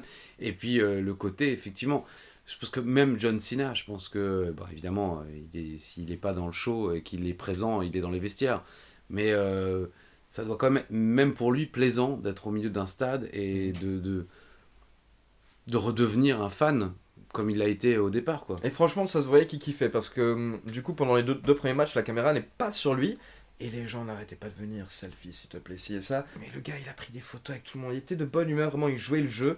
Donc John Cena, pendant les deux premiers matchs, tranquillement, il sera posé pour info. L'autre petit détail, Donc, tu te calmes en te montrant du doigt, le gars. c'est que nous avons une bataille royale, André the Giant, bien entendu, Memorial Battle Royale pour les hommes, et nous avons également une bataille royale féminine. Est-ce que tu te rappelles du petit scandale? Bah, bien te sûr, rappelles du petit évidemment, elle aurait dû s'appeler la bataille royale Fabulous Moolah. Voilà. Et puis on a découvert pour certains. J'avoue que franchement, je ne savais pas. Je savais que c'était plus ou moins un petit peu une ordure. Bon, à peu près comme beaucoup de personnes qui sont arrivées au sommet du catch euh, aussi longtemps. Parce que bon, bah, le truc, c'est que forcément, à un moment, il faut faire des coups bas. Et puis, elle était là vraiment, il faut être honnête, même si tu connaissais pas tous les détails, elle a un peu tué le catch féminin aux États-Unis. Parce que quand la WWE a voulu s'en séparer, ils ont mis Wendy Richter à sa place. Et là, il y a eu un espoir et tout. Puis finalement, ils la font revenir. Elle fait le premier screwjob de la WWE en lui reprenant le titre. Elle avait un côté un petit peu manigance et compagnie. Et puis après, bon, il y a d'autres choses qui sont sorties. Je ne sais là pour le coup, je sais pas si c'est vrai, mais voilà Oui, on sait pas. qu'elle En vrai. prostituait ses protégés parce qu'elle avait une école de catch et donc si quelqu'un voulait une catcheuse aux États-Unis, il devait passer par elle et c'est elle qui bookait. Elle prenait une partie des trucs et certaines de ses anciennes élèves ont dit que ben elles ont dû aussi coucher avec les promoteurs. Enfin voilà, bon, des histoires vraiment extrêmement glauques. Et c'est vrai que la WWE a un peu tourné la tête pendant de nombreuses années. Là, ils n'ont pas pu. Non, Là c'était c'est trop vrai. fort. C'est WrestleMania, donc c'est le show le plus mis en avant de l'année. La presse américaine, faut pas croire, le reste de l'année, la presse américaine, c'est Fox News local qui va s'intéresser au show. Ah, vous êtes à San Bernardino cette semaine, alors Fox News San Bernardino, vous aurez qui? Alors ouais, il y a Seth Rollins contre je ne sais qui. Mais à WrestleMania, vous avez la presse nationale, vous avez Fox News nationale, vous avez ABC, tous les grands journaux, les grandes émissions. Euh, comment c'est USA Today, non, USA Today, c'est un journal écrit. Enfin, l'émission du matin, tu sais, la célèbre émission du matin où la superstar qui gagne le main event de WrestleMania Oui. est invitée dès le lendemain pour faire l'interview du matin. Bon, voilà. Donc là, ils pouvaient plus ignorer toutes ces allégations, vraies ou fausses. Bon, pour le côté Madigance et compagnie, on sait que c'est à peu près vrai. Pour des autres, c'est parole contre parole, parce qu'il y en a qui disent En oui effet, ouais. et il y en a d'autres qui disent non. Il y a d'autres élèves qui la protègent et qui Oui, disent qui que ça n'a disent non, jamais été non, le cas. pas Donc, du tout. impossible de savoir en soi en fait. Mais la WWE était obligée en tout cas d'éviter le scandale, etc. Donc la Fabulous Moolah Battle Royale va être renommée la WrestleMania Women's Battle Royale tout simplement. Donc pour le kick-off, on a Matt Hardy qui remporte la Andre the Giant Battle Royale avec l'aide de Bray Wyatt. Tout à fait. Bray Wyatt qui revient en fait effectuer un retour alors que les deux étaient en rivalité à la base. Là il vient pour aider Matt Hardy à éliminer les dernières personnes qui étaient dans le ring, c'était Corbin et Rawley si je me rappelle bien. Finale du tournoi pour le titre 205 Live qui était vacant. Enzo Amore Suite, était le exactement dernier au départ champion. de Enzo. Tout à fait, c'est Cedric Alexander qui devient donc nouveau champion à WrestleMania. Et ensuite donc En au battant niveau- Mustafa Ali. en quand battant même, Mustafa Ali. Ali Beau qui petit était- match, beau petit match. Et donc ensuite, on a Naomi qui remporte la Battle Royale en éliminant Bayley à la fin. L'histoire du match était surtout autour de Bayley et Sasha Banks, parce qu'on est dans une période où les deux catcheuses déjà sont en rivalité un Ouais. petit peu, Sans vraiment l'être. Parce que sans ça va vraiment encore l'être. durer. Voilà, c'est ça. Mais c'est cette époque où ils vont voir le psy, le docteur. Ah, c'est C'est peut-être possible. un peu plus tard ou un peu avant. Bon, C'est voilà. possible. Mais ça va encore mettre un peu de temps, hein, puisque vous savez que c'est en 2020 que le Donc ça coup va de enfin poignard dans le exploser à dos, nouveau ouais. derrière, oui. On passe à la carte principale et on démarre directement avec le match pour le titre intercontinental de Miz qui défend son titre dans un match à 3 face à Finn Balor et Seth Rollins. Et je me souviens que ça avait démarré directement Ouais, avec la qualité. très bon match. Bah, en même temps, vous avez affaire à effectivement trois bonnes superstars. Mhm. Certains diront que le Miz, qui était le champion intercontinental à ce moment-là, n'est pas tout à fait au niveau, mais au contraire, justement, tu as Finn Balor, le voltigeur, Rollins qui sait voltiger, mais qui peut aussi faire un peu de tout, et le Miz, qui est le gars un peu plus à l'ancienne, qui va prendre moins de risques, qui va être moins flamboyant, mais en même temps, c'est le méchant de l'histoire, donc Mhm. c'est... Enfin voilà, je trouve que c'était un bon mélange, et c'était un bon petit match que je n'ai pas oublié, contrairement à beaucoup d'autres, donc celui-là, il était pas si mal, et je crois, je me demande si c'est pas durant ce match, non, à mon avis, c'est plutôt durant le match, le Fatal 4-Way, où on nous fait la célébrissime et légendaire présentation qu'on évoquera tout à l'heure. On a en gros à la fin en fait, petite feinte, Finn Balor qui porte le coup de grâce sur Demise, donc on pense qu'il va gagner, mais Seth Rollins arrive, stomp sur Finn Balor, stomp sur Demise pour la victoire. Petite précision, un arbitre qui vient voir John Cena au bord du ring en lui disant il est là, je crois qu'il dit il est là, peut-être He's un peu. here, he's Mais en tout here. cas, il nous fait Christophe comprendre, Ajus, yes. il nous fait comprendre Il est que là-haut. The Undertaker apparemment serait en coulisses. Et encore une fois, je trouve que c'est tellement bien fait parce que c'est cliché, mais c'est trop bien fait. John Cena qui fait quoi? Il est là. Il se lève, il saute par-dessus la barrière et il commence à courir comme un fou. Ça fait film limite série B, mais c'est trop bien fait. Enfin, la foule explose, franchement, parce qu'on espère, bien entendu, voir The Undertaker un peu plus tard. On enchaîne avec Charlotte Flair qui défend le titre féminin de SmackDown face à Asuka qui avait remporté le Royal Rumble et qui Et est... qui était toujours invaincu à ce moment-là. Est-ce que Bon, c'est pas la première fois que Charlotte Flair a été vraiment haïe à la WWE, que les gens ont commencé à se dire, mais vraiment, si elle s'appelait pas Flair, est-ce qu'il lui ferait faire ça? Ça n'a pas aidé en tout cas. Ah ouais, moi ouais, je suis mitigé. Je me dis ils auraient dû faire gagner Asuka ce jour-là parce que elle avait gagné le Rumble, mais elle n'était pas championne. Je pense qu'Asuka aurait dû être championne de SmackDown, faire durer un petit peu cette invincibilité. Mhm. Et parce que WrestleMania, c'est WrestleMania. Et bon, c'est vrai que finalement, ça fait partie des matchs qu'on n'a pas oubliés de ce WrestleMania. Donc, peut-être que si c'était ça un petit peu le but, ils ont réussi leur coup. Est-ce que si Asuka avait battu Charlotte, est-ce qu'on s'en souviendrait autant? Je ne sais pas. Je ne sais pas, mais bon, j'ai quand même plus envie d'être ton avis et de dire que c'est dommage. De Il y avait pas... quelque chose à faire, quoi. Il y avait quelque chose à faire. T'étais pas obligé de le faire durer 8 ans, mais t'aurais pu permettre à Asuka de... Et puis c'est un petit peu triste les années où les deux vainqueurs du Rumble Ah oui, perdent au oui, c'est final, clair. en En plus, plus, quoi, je veux dire, ça a c'est- pas mal décrédibilisé le Bah Rumble, oui, je trouve. honnêtement, le but du Rumble, c'est quand même un petit peu. Et moi, je dois avouer que je sais, vous nous direz si c'est pareil dans les commentaires. Après le match, du coup, Charlotte Flair et Asuka se regardent, c'est un petit peu tendu, puis au final, il y a voilà, poignée de main, câlin, etc. Et je pensais qu'Asuka allait potentiellement faire un heel turn à ce moment-là. Je me suis dit, on vient de briser sa streak, elle a peut-être tout perdu d'un coup, ça pourrait être peut-être une raison Ouais. pour effectuer un heel turn. Et du coup, lors de l'embrassade, je m'attendais à un heel turn qui va en fait arriver Tu justement. t'es trompé de japonais. Exactement, je me suis trompé de japonais et de match. On passe à un autre match donc, dont tu te rappelais justement avant que tu nous as cité le changement de titre. C'était Randy Orton qui était champion des États-Unis Non, parce à ce que moment-là. quand on l'avait interviewé dans la photo story que j'avais publiée, j'avais mis un sondage en même temps parce que je découvrais un petit peu les stories Insta. Donc, oh putain, on peut mettre des sondages. Donc, j'avais dit est-ce que vous pensez que Jinder Mahal va devenir champion des États-Unis? Et en grande majorité, vous m'avez dit non. Bien Et sûr. vous êtes planté. Oui. Et c'est pendant ce match-là que pendant l'entrée, je me demande si c'est pas l'entrée d'ailleurs de Bobby Roode, étonnamment, mais qui nous ont, je crois, présenté qu'on a fait donc le mouvement, enfin voilà, où tous les présentateurs. Alors je crois que ça a été coupé sur le network. Alors je sais que certaines personnes disent que c'est parce que la WWE voulait se effacer Philippe Chiro et moi-même de tout. Oui, alors ils ont juste oublié le Royal Rumble 2018, tellement ils ne savent pas ce qu'ils font. Non, en réalité c'est parce que ils avaient un doute par rapport au droit d'image et ils avaient la crainte que AB, notamment, leur leur demande de l'argent Ok. par rapport à nos passages caméra. En fait, non. Mais je crois que c'est dû justement au Royal Rumble où il y a eu une petite explication de texte parce que la WWE a décidé d'utiliser notre direct sur place et qu'en réalité il appartenait à AB. Donc là, il y a eu petit échange, je pense, monétaire. Et ensuite, la WWE n'a plus voulu prendre de risques par rapport à ça. Nous, on leur a dit, mais en fait, non, c'est que nos commentaires, bien sûr que là, quand on est sur place. Mais les mecs qui s'occupaient du montage nous ont dit, écoutez, nous, c'est les ordres qui viennent d'en haut. On préfère pas prendre de risques. On va quand même leur dire votre version des faits, mais voilà.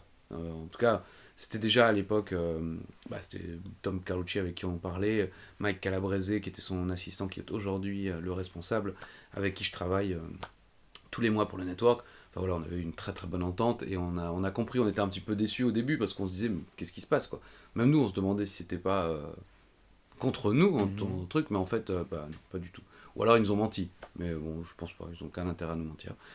Mais donc, ce moment-là où on passe face cam, je crois que Jérôme Pourrut, l'ancien rédacteur en chef de Planet Catch, que je continue d'essayer d'inviter, mais il a une famille et beaucoup de travail. Donc, mais j'espère un jour pouvoir discuter de Planet Catch dans un ringside avec. Enfin, qu'on en refasse d'autres aussi. Il y a d'autres gens que j'aimerais inviter. Bon, bref. Il prend cette photo, ouf quoi, dans le grand écran du Mercedes-Benz Superdome. Sur le moment, on le voit pas, nous on sait même pas que ça se passe. Mais quand il m'envoie la photo le lendemain, on a l'impression d'ailleurs que c'est un montage photo en fait, que quelqu'un a pris en photo le monde. C'est vrai. Voilà, j'avoue, c'est comme le monstre du Loch Ness. Non, mais voilà, ça fait partie de mes plus beaux souvenirs tangibles que je peux toucher. Je peux pas la toucher la photo, tu me diras, mais qui existent finalement, parce que beaucoup de mes souvenirs sont là également. Mais j'ai pas forcément, évidemment, parce que je suis en train de bosser, j'ai pas forcément de photos. WrestleMania 30, on a des photos parce qu'il y avait le photographe officiel et il nous a envoyé les photos.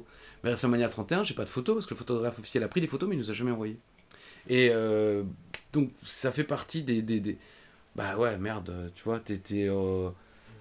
Ce stade gigantesque, cet écran gigantesque à l'air minuscule, et puis nous dedans. En plus, il a pris un bon moment où on fait pas une tête trop dégueulasse. Donc voilà, grand moment de fierté, je dois dire. Nice. Jinder, pour info, donc nouveau champion US suite à ce match, avec une petite aide de Sunil Singh qui lui permet de porter le Kalas sur Rusev. On enchaîne avec l'un des Arrête de te gratter. Pardon. On enchaîne avec l'un des main events, j'ai envie de dire, de WrestleMania 34. Ouais, j'ai envie de dire le match limite où... Après c'est le déluge. C'est le pic, le summum de l'ambiance. Soy mon pic, cabron. De WrestleMania 34. Kurt Angle et Ronda Rousey contre Triple H et Stephanie McMahon.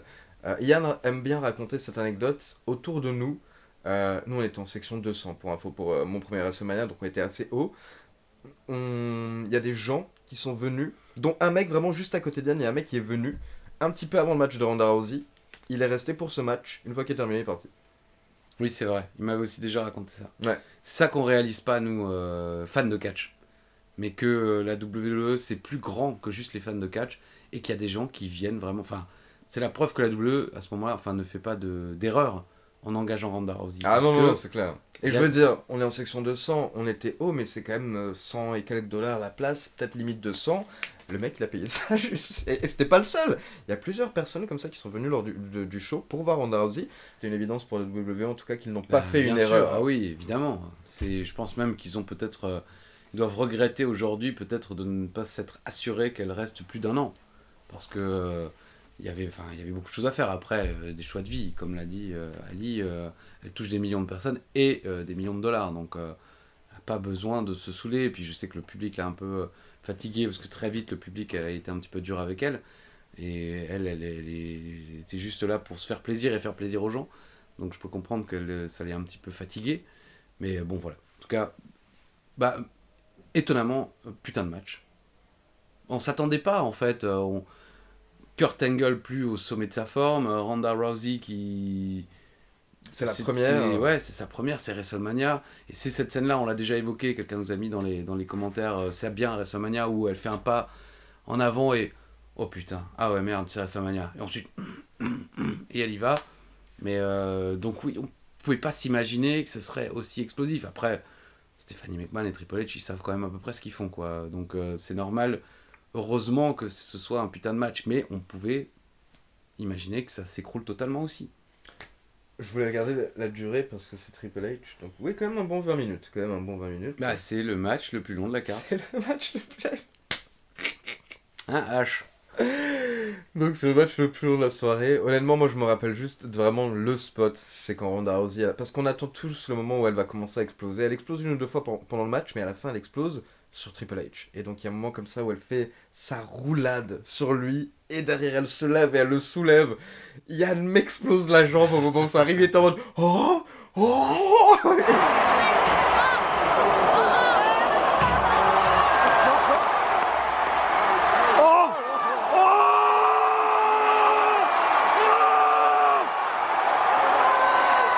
Tout le stade était comme ça. Bah oui. Pendant le moment où Ronda Rousey a soulevé Triple H. Non, franchement, c'était un excellent match, remporté au final par Ronda Rousey avec un armbar sur Stephanie McMahon. Oui, parce qu'elle était, je fais pas mon spécialiste de même, hein, que je ne suis absolument pas, mais elle était connue pour Les clés de gagner bras, ses oui, matchs tout à fait. par des clés de bras, principalement. Donc, non, vraiment, grosse pop. N'hésitez pas à checker parce que voilà, ce sont des matchs WWE.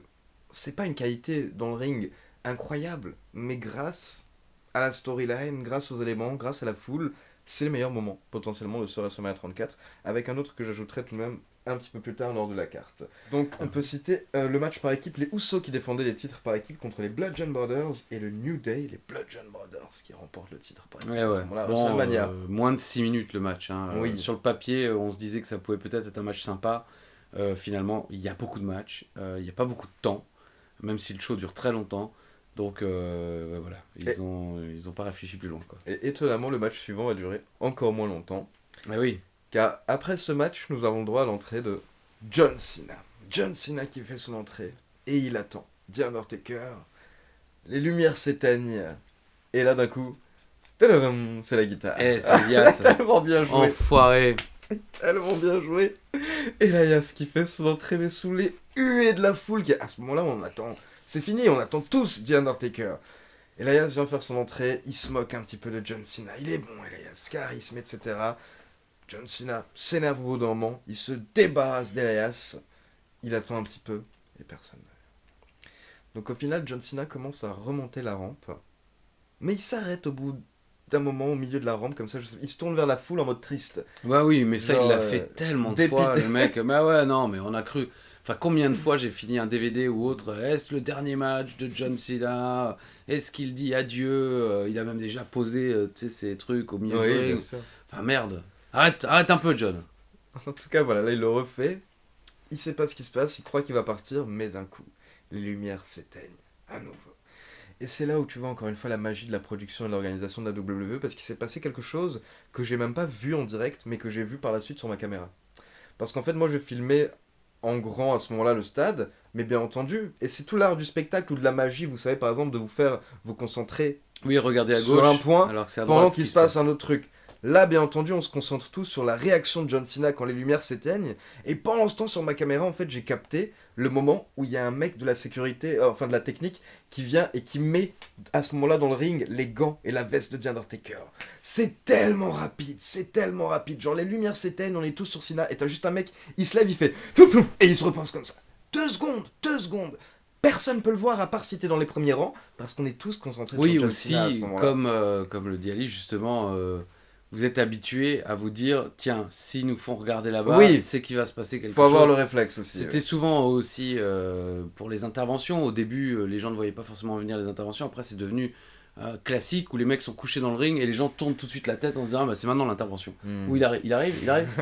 Ah bah non, il arrive pas.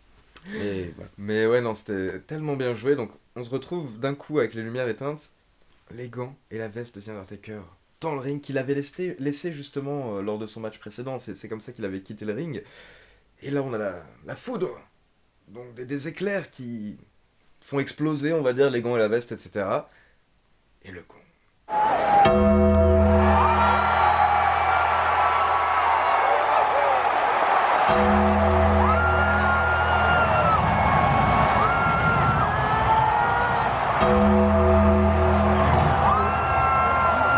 Le gong qui fois, voilà. Enfin, moi, c'était la raison principale pour laquelle c'était en temps de seconde. Bah, tu l'avais jamais vu, hein, Non. l'Undertaker en live. Ah non, non. Forcément, il l'avait vu à la télé, bien sûr, mais Mais ça fait partie, et c'est aussi ça WrestleMania, hein.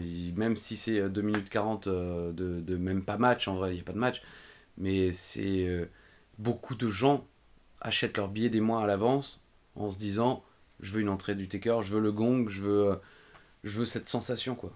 j'ai regardé le match juste avant. J'ai regardé quelques matchs, mais cette entrée, il fallait que je me la refasse. Le moment où le gong retentit, c'est mythique. Mais ce gong est mythique, quoi. Je veux Bah dire. oui. Et en plus, maintenant qu'on l'entend plus, encore plus. Genre là, avant, quand je l'ai entendu, en plus, il y avait un petit flashback.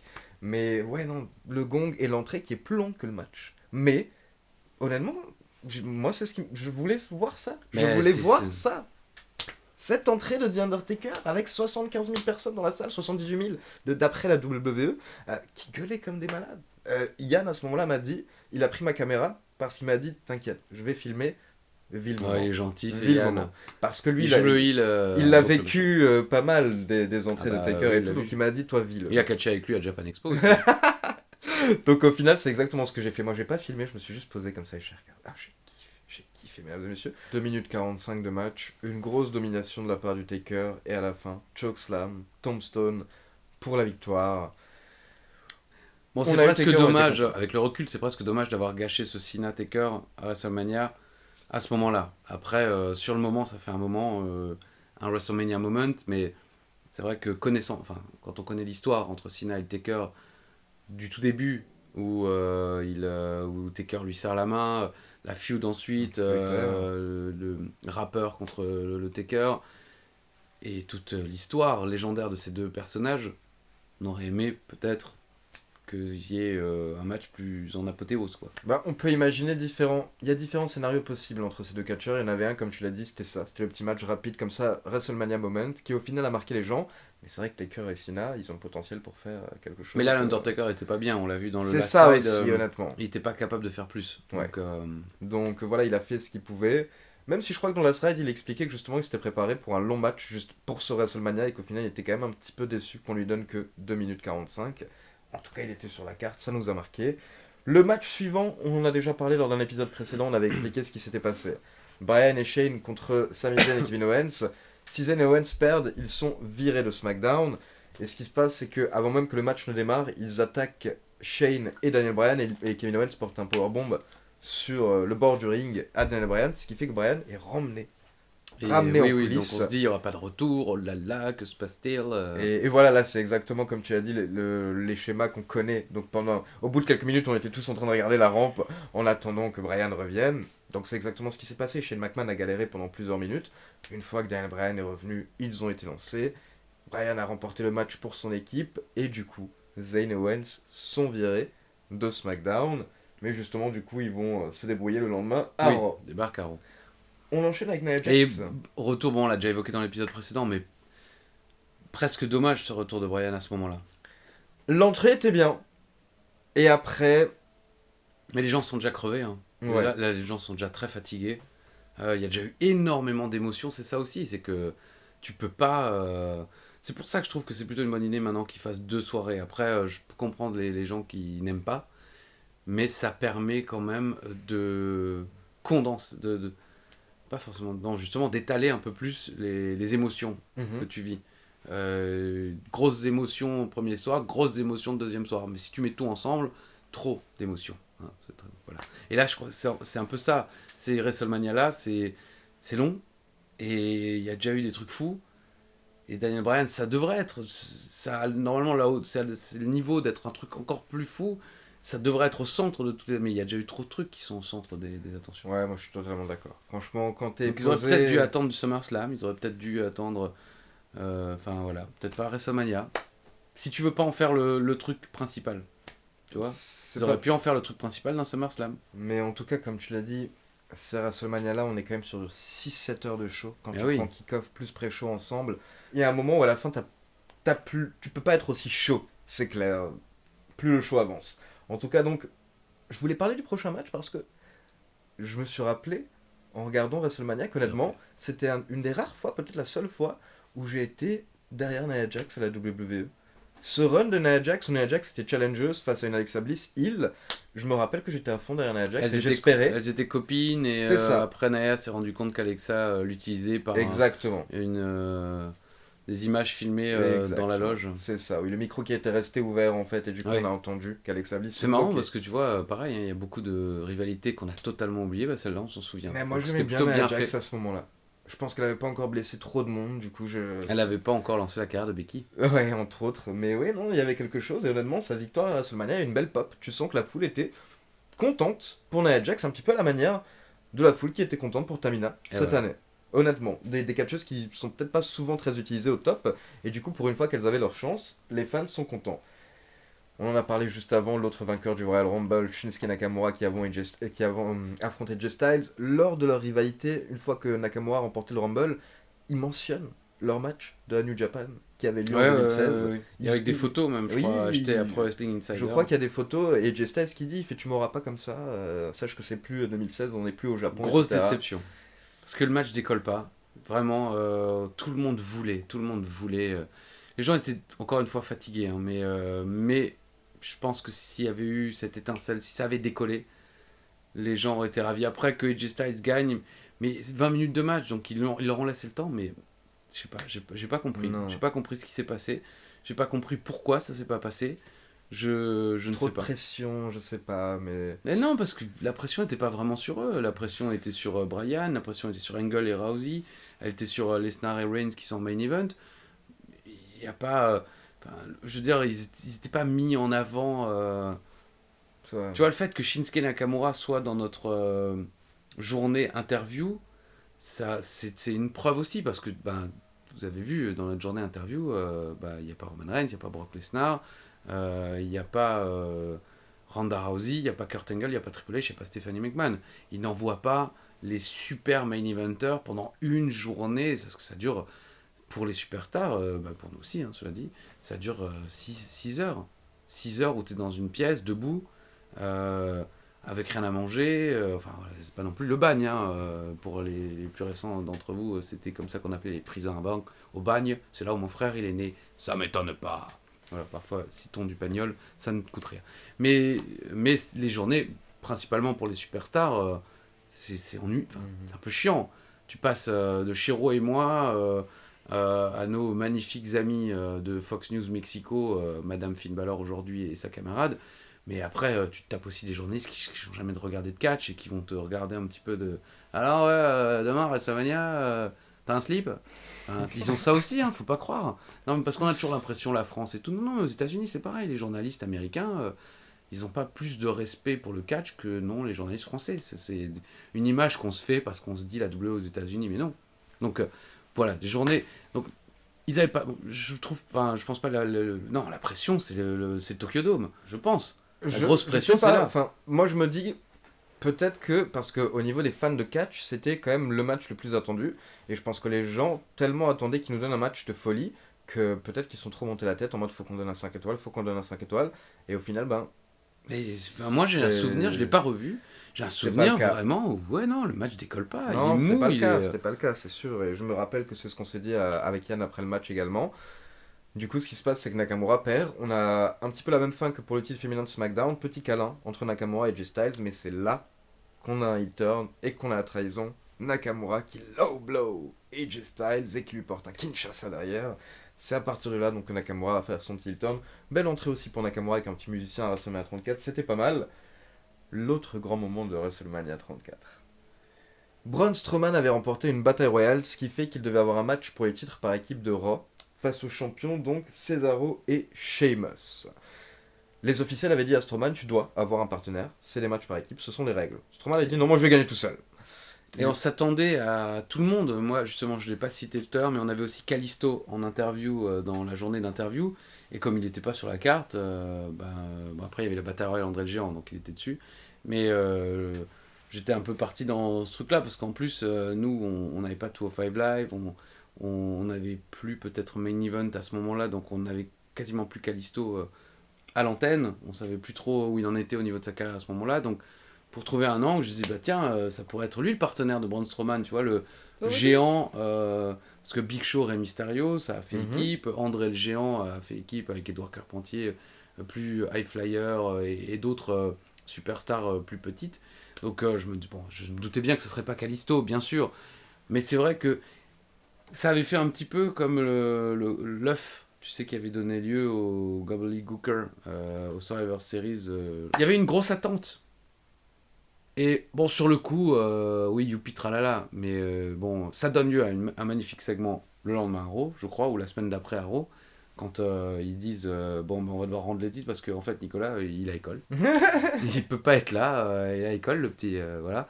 Mais j'ai bien compris le message qu'ils ont voulu lancer. Le problème, c'est qu'on est au 21e siècle, qu'Internet existe et qu'on a tous capté que c'est le fils de l'arbitre, quoi. Et au début, même, je pensais que c'était une meuf. Parce qu'avec Oui. ses cheveux longs, et quand t'es un jeune enfant, quand tu croises des bébés, parfois, pour peu que le garçon soit habillé dans des couleurs un peu pastel, tu te dis c'est une fille, bon, les vieux clichés, quoi. Et là, c'est un peu pareil, vu qu'il avait les cheveux longs. Moi, au début, je savais pas si c'était un garçon ou une fille. C'est une des premières choses que tu nous as dit le lendemain. Tu nous as dit, mais moi je l'ai appelé une petite fille Bah à ouais, au l'écran. début.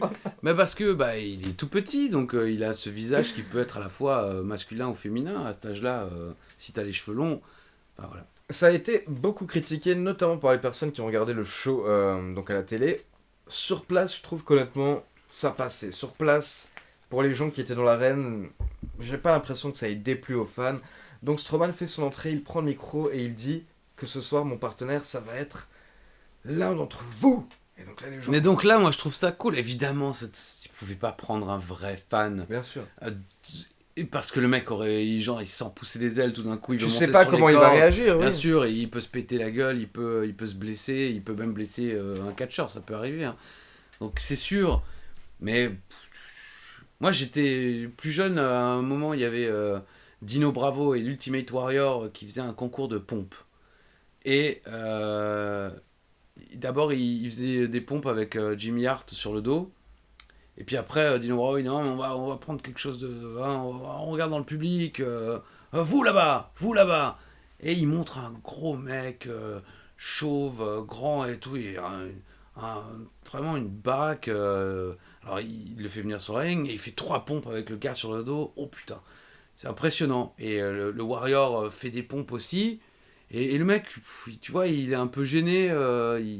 Et en fait, c'était Earthquake. C'était les Mhm. débuts de Earthquake à la WWE. Mais c'était super bien fait parce que, évidemment, moi je ne connaissais pas sa carrière d'avant, mais je crois que le public présent non plus. Et il était habillé bah, comme un Américain, voilà, comme ça, t-shirt, chemise, enfin bon. Et il faisait bien le mec gêné. Non, mais je suis pas habitué à la caméra, vous êtes sûr, je dois me mettre là où je me mets. Et finalement, quand l'Ultimate Warrior doit faire ses pompes, il s'assoit dessus et ensuite il le tabasse à deux. Et on se rend compte que c'était un plan. Bon, et là, bah, il y avait peut-être moyen de faire quelque chose, quoi. Il y avait peut-être moyen de faire quelque chose.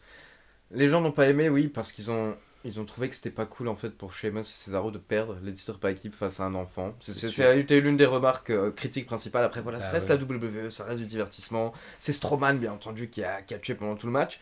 Moi, j'allais juste dire que je vous parlais juste avant d'un second meilleur moment du show.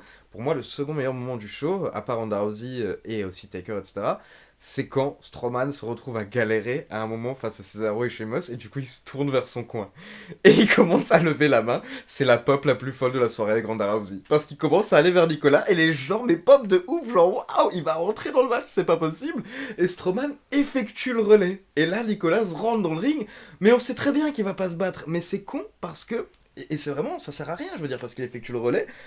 Il reste 10 secondes pour la pop et tout de suite derrière il réeffectue le Bah relais avec oui. Strowman. Mais c'est con, mais ces 10 secondes elles sont quand même trop bien jouées. Parce qu'à ce moment-là, la foule s'est chauffée comme jamais alors que c'était un moment où la foule était quand même un peu endormie. Donc bon voilà, au final, Strowman remporte le match avec Nicolas, nouveau champion par équipe de Raw. On peut passer à ce main event. Brock Lesnar accompagné par Paul Heyman contre Roman Reigns, qui honnêtement est l'un des main events qui a été le plus critiqué ces dernières années par rapport à WrestleMania. Beaucoup de médias ont été très négatifs par rapport à ça. Les fans étaient assez négatifs par rapport au main event sur internet parce que je me souviens qu'Akia on regardait les reviews tout de suite après le soir même dans l'hôtel et le public dans la salle n'en avait rien à faire. Ah de ouais, ça. rien à foutre. Rien à Et faire. c'est dur, hein. C'est dur de devoir commenter en sachant, parce que tu es dans la salle, donc tu entends le silence, tu entends les sifflets, tu entends les chants un peu pourris, même si tu les comprends pas, tu te rends compte qu'ils sont pourris. Tu vois le désintérêt total, tu vois les gens qui se lèvent et qui se cassent. Enfin, tu comprends que non. Et, et le match est pas nul, c'est pas une purge. On a vu des matchs bien plus pourris, non, tu trouves? Parce que ça fait longtemps que je l'ai pas Mais j'ai eu revu. du mal en fait sur place avec la construction du match, qui est pour info que du Superman Punch, du German Suplex et du F5 en gros. C'est que ça dans le Ah ouais, mais match. en même temps, c'est vrai que Lesnar, c'était aussi ça. Mais Quand il a compris que ça marchait, le mec, il a décidé de ne plus faire que ça de sa vie. et bizarrement, je veux dire, j'adore la plupart des autres matchs de Lesnar, mais c'est bizarre, il y a quelque chose qui prenait pas lors de ce main event. Pour info, le main event en gros c'était les chants Boring, CM Punk, This is Awful, et à côté de ça, les ballons de plage. Les gens qui jouaient avec des ballons de plage dans le stade, la sécurité qui court derrière un ballon, du coup les gens qui popent dès que la sécurité. Enfin, c'était dommage en fait parce que personne ne regardait, parce que tout le monde était persuadé que Roman Reigns allait gagner. Et ils avaient raison, parce que ça, je peux vous le confirmer. Bam, vous avez attendu tout ce temps et vous avez bien fait de rester, parce que ça, je ne l'ai jamais dit nulle part ailleurs, et je vous le réservais pour vous, mes amis Ali et nos amis les pop. Ah, merci. C'était ce qui était prévu. Nous, on le savait pas avec Philippe, mais à la fin du show, le show se termine. Comme d'habitude, on est épuisé, hein, et encore plus que d'habitude, parce que vraiment, il était long le show. C'était, je sais pas si c'était le premier à être aussi long, non, l'année d'avant était aussi très très long. Mais, Excellent. mais voilà, forcément, émotionnellement, t'es fatigué, la voix, t'es fatigué, fatigué. Et on se retourne toujours quand le show se termine, on enlève nos casques, enfin on remercie, parce que ça se fait, hein, c'est la politesse. Peut-être que tout le monde ne le fait pas, mais nous, bon, on le fait, mais je pense que les autres aussi. Tu remercies la technique, tu remercies le car régie, les gens que tu ne connais pas, mais que tu entends dans ta voix. Eux, je ne sais pas s'ils écoutent encore ou quoi, mais tu le fais par professionnalisme, tout simplement, ça se fait. Parce qu'ils ont travaillé très dur pour qu'on puisse diffuser tout ça, donc on remercie. Et on se retourne, et en général, on remercie aussi Tom Carlucci, qui s'est occupé de nous toute la journée, qui, je vous l'ai déjà dit, stresse quand même malade parce qu'il a toute une colonie de vacances à gérer dans le show le plus important de l'année, où si un truc ne va pas, il se fait tuer sur place. Et le mec, on le voit, il est choqué. Mais comme on l'a jamais vu, on se dit, putain, il s'est passé quelque chose. Et en fait, putain, c'est Reigns qui devait gagner. Et jamais de toutes les fois où on a travaillé avec lui, on a évoqué le résultat des matchs. Jamais, jamais en amont, bien sûr, mais encore moins après. Jamais il a dit ah, moi j'aurais préféré que si ou ça. Non, non. À tel point on se dit que bon, de toute façon, ça fait tellement longtemps qu'il était là que ils s'en fichaient un peu. Mais là, il était choqué. C'était sûr et certain que Reigns devait gagner. Et il nous a dit ça a été changé pendant le match. Ça a été changé pendant le match. Et le mec était choqué parce que, comme dit, ça fait tellement longtemps qu'il est là que c'est pas souvent, je pense, qu'on lui dit qu'un tel va gagner, qu'au bout du compte, il gagne pas. Donc là, il y avait peut-être aussi un côté de putain, peut-être qu'il s'est remis en question, il s'est dit putain, mais pourquoi on m'a menti ou quoi, je pense pas, mais voilà. L'Undertaker, par exemple, il nous a pas fait le coup de non, c'était le Taker qui devait gagner contre Brock Lesnar à WrestleMania 30. Mais là, c'était Reigns qui devait gagner. Mon scénario, c'est que voyant la manière dont le public s'est fiché totalement de ce match, je pense qu'en régie, C'est pas le moment de couronner Reigns. voilà, ils se sont dit c'est pas maintenant, faut pas, on attend. Et je sais pas si c'est pas été contre-productif. En même temps, on en avait déjà parlé, ils auraient dû le faire quelques années avant. C'était effectivement trop tard. Mais donc voilà, Reigns devait gagner, c'est sûr et certain. Des employés très haut placés à la WWE étaient persuadés de cela et le résultat a été changé pendant le match. Tout ce qu'on sait, nous, en tant que fans, c'est un extrait, en tout cas, qui a été diffusé sur le network par la suite. Donc c'est là, on hésitait C'est à là, la oui, sortie oui, du dernier épisode. On a vérifié depuis, donc pour info, après le show, Brock Lesnar va en coulisses. Il passe donc près de la Gorilla Position, enfin, juste derrière où ils sont tous à la zone de production, on va dire. Oui. Et C'est ça officiellement la Gorilla Position. Voilà. Et même si effectivement on vous la montre jamais parce que à l'image, on les voit dans les documentaires, mais on ne met pas l'emphase dessus parce qu'effectivement vous avez les producteurs, les réalisateurs, les officiels. Et il passe à côté de tout le monde, Vince McMahon bien entendu qui est posé avec son casque devant un écran, et là il jette la ceinture de champion à Vince en lui disant tiens, prends-la ta putain de ceinture. Et derrière, apparemment, d'après les médias américains, ça a mené à une petite engueulade. Shane McMahon, qui apparemment est venu défendre son père, Vince McMahon, qui se serait également énervé, mais ça aurait été réglé très rapidement. Tout ce qu'on... On n'a pas eu vraiment énormément de détails par rapport à ça, on n'est pas là-bas, hein. Mais d'après les médias américains, ça a été réglé très rapidement, parce que derrière, Lesnar signe une prolongation de contrat. Mais en tout cas, voilà, les médias expliquent que il a clairement été déçu.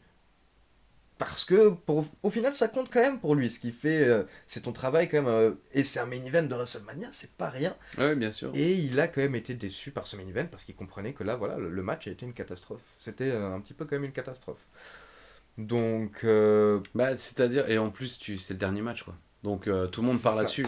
Moi, heureusement, c'est ce que j'allais dire. Heureusement, la petite chose qui après que te redonne quand même le sourire, c'est que tu sors du Oui, stade. bien sûr. Tu sors du stade, tu sors à la Nouvelle-Orléans et il y a un dernier feu d'artifice autour du stade avec une explosion pour un gamin comme moi à le sourire en sortant. Je sais pas, de toute façon, Moi, je moi, j'étais pensais trop même pas à content. ça, mais je pensais juste tu sors du stade et puis t'as des dizaines de milliers de fans Ah bon, déjà, ça c'est qui sont sûr. fous, donc ça chante, il y a quand même... mais c'est pas comme à WrestleMania 30, tu vois, Ouais. où Oh là tu là, la sors du fête que stade ça et le devait lendemain, être. c'était yes, c'était une folie furieuse. Enfin, il y avait des gens qui faisaient yes, mais dans les rues de la Nouvelle-Orléans, jusqu'au petit matin.